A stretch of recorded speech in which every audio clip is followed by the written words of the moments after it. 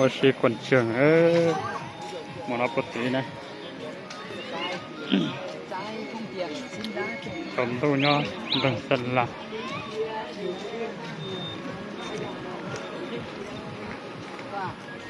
tốt bé à tốt bà bên mắt tốt bà nè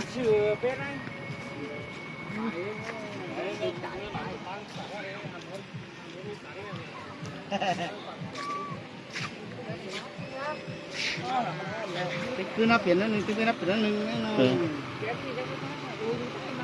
má ô đúng má đây đúng năm má đây vì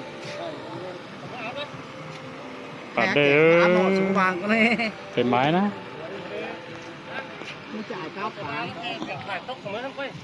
nắp rồi nắp tờ ba phải tốc không nữa má lắm phải cái đấy tròn chắc cái báo đấy cơ sao có hiện đây cái máy không có cam không cam ở xa nó không nhìn thấy gió đâu tối này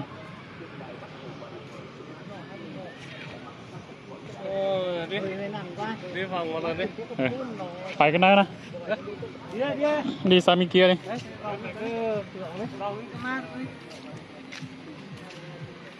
sống đu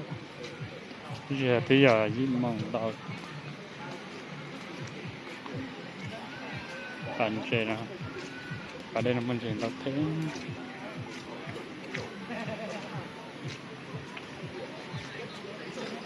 cái nào hả hay nó phải bà bố thu không thành cái mừng con này đâu thật sự là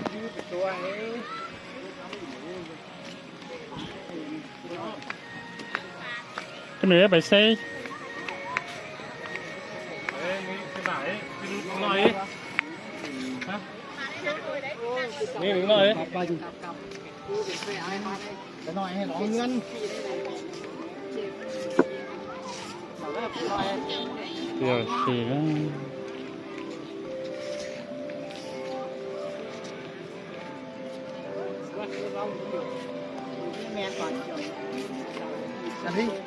cái nơi đây còn trường kia nè chỉ phải thác hơn của phải cái nơi trường này ổn mấy chân cái tăng với cao anh tăng không có chân đi tám cái nơi này ta tám ô cái tới đấy mi liền phải cái nửa xứ phải bên này tám ông bảy cái nửa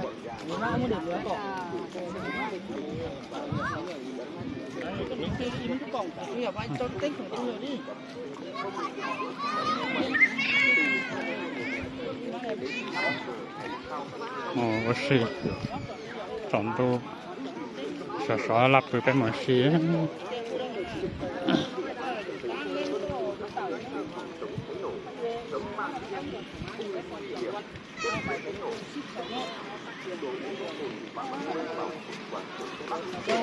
sinh sống chơi cho nó phải cháo điểm bốn đi không có cái gì kì thôi nếu cháo mình có bà còn nhưng mạo má với nó bút mà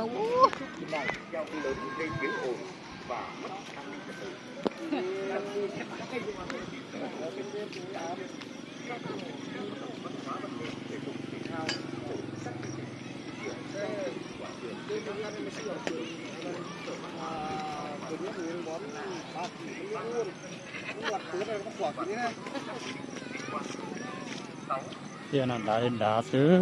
thằng tây uẩn này nhớ thế nào trong này trong rồi mới chồng mình chết ta là một tụi họ tại nhà lá cờ xài để phê phê cho cái nó đã đáp vậy nó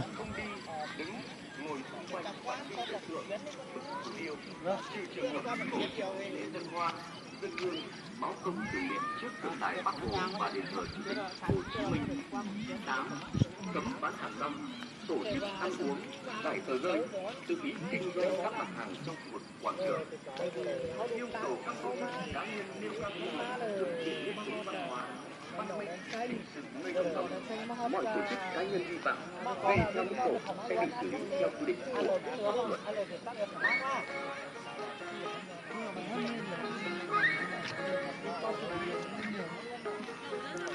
này có gì trong này trong này làm thế ai ngồi được. Không ăn một mẻ cái gì cũng được, không sao cả. Nhưng mà xếp phải đủ cỗ. Bởi vì xác định là mời nhát là phải mời người ta bằng hỏi người ta có thích cái đấy không? Tức nói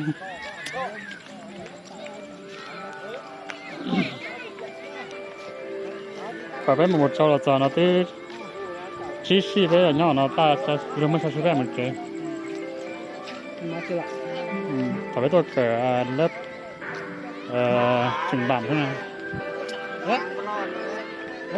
Nội quy giữ gìn, bảo vệ, phát huy giá trị công trình quảng trường Tây Bắc và tượng đài Bắc Hồ ban hành theo quyết định số 1463 ngày 11 tháng 7 năm 2000. tôi đã đáp tỏ là mà tôi có tài nhân la tức là xảy lúc đấy xảy qua tượng đài Bắc Hồ và đền thờ Chủ tịch Hồ Chí Minh phải mặc trang phục gọn gàng, lịch sự, đúng nơi quy định và đi theo chỉ dẫn, không đi bắt qua các hàng rào, không đi vào khu vực cấm, không dừng đỗ các loại xe qua đêm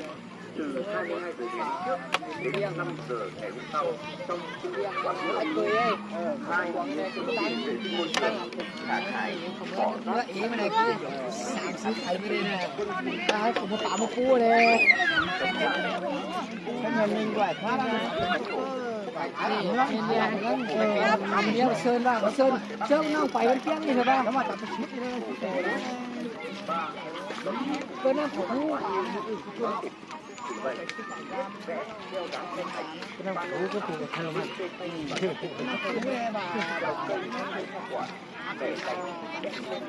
bà nó mình phải tập thiết ra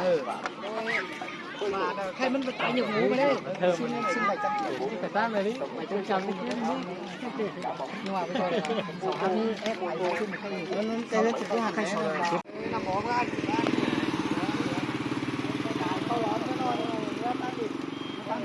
tăng điện tôi cho đâu đó nó kéo ăn xin hết cái nước hộp ra là muốn chanh đó nó ám nó hết rồi nhớ là nó không bữa ám cái này ám nó báo không nhớ nó ám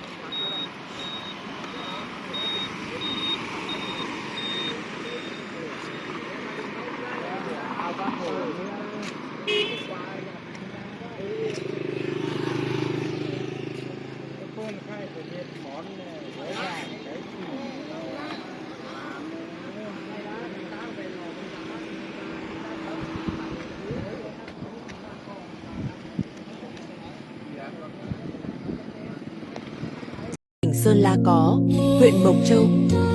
huyện Yên Châu, huyện Thuận Châu, huyện Sông Mã, huyện Bắc Yên, huyện Mường La, huyện Quỳnh Nhai, huyện Phú Yên, huyện Sốp Cộp, huyện Mai Sơn.